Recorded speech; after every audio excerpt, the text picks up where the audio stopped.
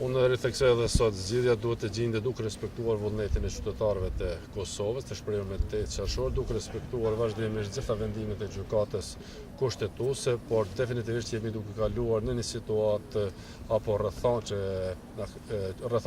kritike që nuk kemi kohë për të humbur dhe kërkohet që edhe secili lider, por edhe secila parti të shikojë më tepër interesin nacional se sa interesat personale apo partijake. Këtë drejtim ne i ftojmë përsëri liderët e interesuar që të ulemi të diskutojmë, të gjejmë zgjidhjen e duhur që do të garantojë institucione stabile dhe efektive për vendin, gjithmonë duke pasur orientim të qartë integrimet euroatlantike.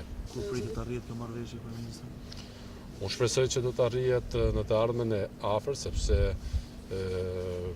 kuptohet, shihet që ka një lloj vetë reflektimi nga të gjithë në domosdoshmërinë e ndërtimit të institucioneve sa më shpejt që është mundur.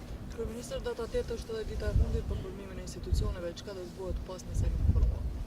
Do të kesh zgjedhje? Gjithë jemi duke shikuar mundësi që të gjendet zgjidhja sa më e pranueshme, sa më efektive për shtetin edhe për gjithë qytetarët.